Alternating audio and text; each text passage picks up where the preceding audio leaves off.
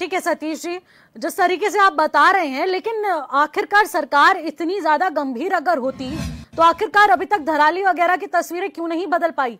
आखिरकार वहां पहुंच के तुरंत तस्वीरों को क्यों नहीं बदला जा रहा है? शांति प्रसाद जी, मैं आपसे जानना चाहूंगी, जिस तरीके से अभी सतीश जी ने कहा, प्रमोद जी ने कहा, इसको लेकर यूकेडी का परसेप्शन क्या कुछ है और आखिरकार क्या कुछ कहना चाहेंगे उत्तराखंड के भविष्य को लेकर?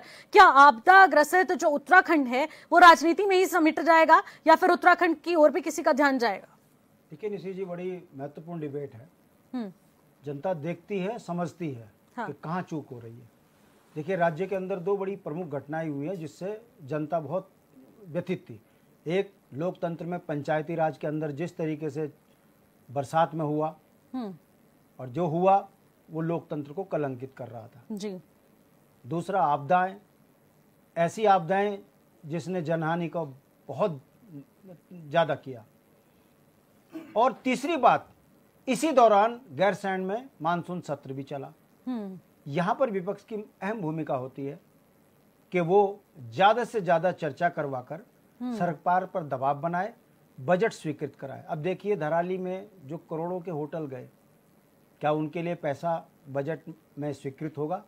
क्योंकि पैसा किसी के घर का तो है नहीं। सदन में जब चर्चाएं होती हैं, वहां से निचोड़ निकलता है, तब कैबिनेट की मोहर लगती है, तब जाकर पैसा स्वीकृत होता है। देखिए, दोनों राष्ट्रीय पार्टियों का चरित्र बता रहा हूं मैं। एक, जिसको सिर्फ अनुपूरक बजट पास करवाना था, सरकार नहीं चाहती थी कि इस पर सदन पर चर्चा हो। यदि चर्चा होती तो निश्चित रूप से विपक्ष के नेता फ्रंट फुट में आते और वो ज्यादा से ज्यादा एक जनानी पे 50 लाख की बात करते, एक होटल पे 10 करोड़ की, 5 करोड़ की बात करते। ये चर्चाएं ना हो, इसके लिए मैच फिक्स हुआ। सदन पे अनुपूरक बजट पास होते ही हंगामा किस बात का?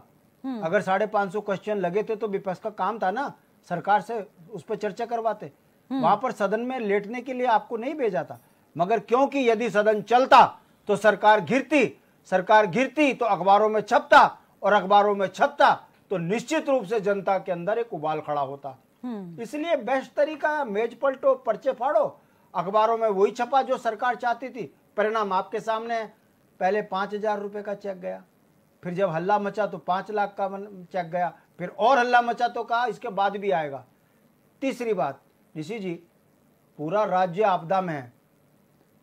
प्रधानमंत्री महोदय कहते हैं मुझे उत्तराखंड से बहुत प्यार है, एक शब्द नहीं बोले अभी तक। बिल्कुल, ये प्यार दिखता है। चौथी बात, भारतीय जनता पार्टी कितनी बड़ी जुमलेबाज पार्टी है, इसका एक छोटा सा एग्जाम्पल दे रहा हूं। जोशीमठ उजड़ गया, भाजपा के ही मुख्यमंत्री जी सरकार ने ये कहा था कि हम इनको जो है अन्यंत्र बसाएंगे। मैं पूछना चाहता हूं आपके माध्यम से, कितने बसा दिए? मैं यमकेश्वर क्षेत्र का रहने वाला हूं। मेरे यहाँ बैरागढ़, नैल से लेकर बैरागढ़ तक मौत के मुहाने पे लोगों ने होटल बनाए हुए हैं नदी के किनारे। 120 मीटर एनजीटी कहता है, लोगों ने नदी के अंदर बना दिया और भाजपा वालों के हैं। मैं पूछना चाहता हूं, वहां भी इंतजार कर रहे हो? जब मरेंगे तब बात करेंगे। कहने का मतलब है निशी, सवाल ये नहीं है कि हम सत्ता को के ऊपर आरोप लगा रहे हैं। सवाल ये है कि आप ये बताने को तैयार नहीं हो कि ऑल वेदर से उत्तराखंड की जनता को क्या फायदा हुआ। 12 घंटे का जाम पहले कभी नहीं लगा। आप ये बताने को तैयार नहीं हो कि एनजीटी कानूनों की धज्जियां उड़ रही है तो कितने डीएम और एसडीएम पर आपने कार्रवाई करी, ये बताने को तैयार नहीं हो। आप ये बताने को तैयार नहीं हो कि जो बद्रीनाथ, जो चारधाम हमारी आस्था के प्रतीक थे, जो पंडित पुरोहित चलाते थे, वो 2 गुजराती उधेड़ उधेड़ के क्यों वहां की शांति को भंग कर रहे हो? जिस जगह पर खांसना मना है वहां पर हेलीकॉप्टर चला कर आप आपदाओं को क्यों निमंत्रण दे रहे हो? बद्रीनाथ में क्यों लोग, आप तो सनातनी हो ना, तो बद्रीनाथ में लोग क्यों विरोध कर रहे हैं? बताओगे नहीं? हाँ। क्यों? क्योंकि व्यावसायिक पार्टी है, पैसा कमाओ, बाकी जनता तो अपने हाल पे छोड़ दीजिए। और अंत में जोशीमठ से बड़ा उदाहरण नहीं मैं दे सकता आपको। बिल्कुल, अगर जोशीमठ को ये बसा देते तो हमें लगता कि शायद सरकार इस काम पे कर रही है। मेरे यहाँ पर जो है यमकेश्वर में तल्ला बड़ा से ऊपर कसाण गांव है, कब से कह रहे कि उसको वहां से हटाएंगे, मगर आज तक हटाने का नाम नहीं। 70 से चल रहा है ये काम। हमारे यहाँ का बीन नदी का पुल, रोज आदमी मर रहे हैं वहां पर, हम काला पानी में चले जाते हैं, बीन नदी में पुल नहीं बन रहा। हमारी किमसार मोटर मार्ग लाइफलाइन है जो, वो नहीं बन रही। हाँ। मगर भारतीय जनता पार्टी के किसी नेता का होटल बनना है तो वो बीच जंगल में बन जा रहा है, उसके लिए कोई बनिए कानून नहीं है। कहने का मतलब है निशी, सत्ता का दुरुपयोग, जनता की अनदेखी, अगर ये इसी तरीके से चलता रहा तो इन 25 सालों में राज्य कर्ज की गर्त में डूब गया है। सड़कें जस की तस हैं, चारों तरफ त्राहिमाम है और सरकारें केवल गाल बजा रही हैं।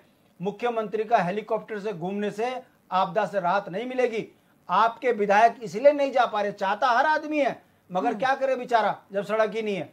दबी जवान में बोल रहे मुख्यमंत्री जी तो हेलीकॉप्टर में घूम रहे, हम सड़कों से कैसे जाएं, हमको हेलीकॉप्टर प्रोवाइड कराओ, हम भी उस जगह में जाना चाहते हैं। ये स्थिति उत्तराखंड की हो चुकी है, मगर बता नहीं रहे। मुख्यमंत्री जी हेलीकॉप्टर में घूम रहे हैं, मगर जमीन में बता दीजिए कितने लोगों को आपने राहत दी कि किसी के घर में राशन चला गया। रोटी और पानी के लिए लोग तरस रहे हैं और यहाँ भाजपा वाले गाल बजा रहे हैं। ये गाल बजाने वाली पार्टी है, जुमलेबाज है। चप्पा चप्पा खाजप्पा इनका जो मंत्र है उससे पूरा देश त्राहिमाम कर रहा है। उत्तराखंड का तो आपने देख ही लिया हाल। ठीक है शांति जी। सतीश जी एक छोटा सा कमेंट चाहूंगी इस पर और उसके बाद मैं फिर त्रिलोक जी के पास जाऊंगी। छोटा सा कमेंट। देखिए निशी जी, जो भी ये बात आई कि माननीय प्रधानमंत्री जी को उत्तराखंड से कोई लगाव नहीं है, वो बोलते हैं कि ये दशक उत्तराखंड का है, लेकिन उसके बाद भी उन्होंने कोई रिस्पांस नहीं करा। ये देखिए कोरी झूठी बातें हैं, सफेद झूठ है ये आप देख ही रहे हैं। जब से धराली की आपदा आई तब से माननीय मुख्यमंत्री जी को, माननीय प्रधानमंत्री जी के कई बार फोन आ चुके हैं। एक जो हमारे गृह मंत्री हैं, जो अमित शाह जी हैं, उनके कई बार फोन आ चुके हैं अपडेट को लेके। उस समय आए थे। चीनूक हेलीकॉप्टर जैसा जॉली ग्रांड में खड़ा कर दिया जाता है वहां आपदा राहत सामग्री पहुंचाने के लिए। लेकिन अगर वहां पे मौसम वेदर कंडीशन ऐसी नहीं थी, वेदर कंडीशन ऐसी नहीं थी तो वहां की जनता घाम तापने लायक हो गई। कैसे पहुंचता बताइए। हमारी सरकार, केंद्र सरकार और राज्य सरकार कंधे से कंधा मिला के मुखबा में तो घाम भी नहीं आ रही, साथ खड़ी रही। मुखबा में तो घाम भी लोहे के चश्मे लगा के बैठे हुए तो इनको कुछ दिख नहीं सकता। रेस्टोरेंट में जाके जूता रख के, टेबल में जूता रख के उगाही करनी आती है। यूकेडी का दूसरा नाम उगाही क्रांति दल हो गया है। उगाही क्रांति दल है यूकेडी का नाम, और यूकेडी एक ही काम करती है, उगाही। इन्हें पता है उगाही से ही सब कुछ है।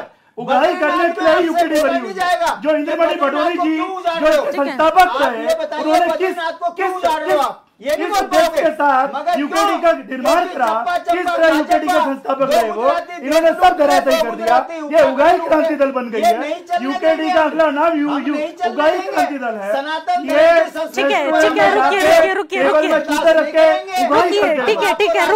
ये उत्तराखंड चाहिए, ये उत्तराखंड चाहिए था। शांति प्रसाद जी, इनको ये उत्तराखंड चाहिए। शांति प्रसाद जी रुकिए। सतीश जी, उत्तराखंड को उगाही क्रांति दल नहीं चाहिए, उगाही क्रांति दल नहीं चाहिए पार्टी को। हम सतीश जी रुकिए शांति प्रसाद जी, इस तरीके से चर्चा नहीं होती, इस तरीके से चर्चा नहीं होती। जोशी भट्ट को कितना विस्थापित किया। हाँ, यही बात मैं आ रही हूँ। आप रुकिए जरा, रुकिए। ठीक है, बात ना करो, मुद्दे पे आके बताओ। ठीक है। लेकिन मैं एक पहले सवाल त्रिलोक जी से लेना चाहूंगी, फिर उसके बाद प्रमोद जी मैं आपके पास भी आना चाहूंगी। लेकिन सबसे प्रमुख सवाल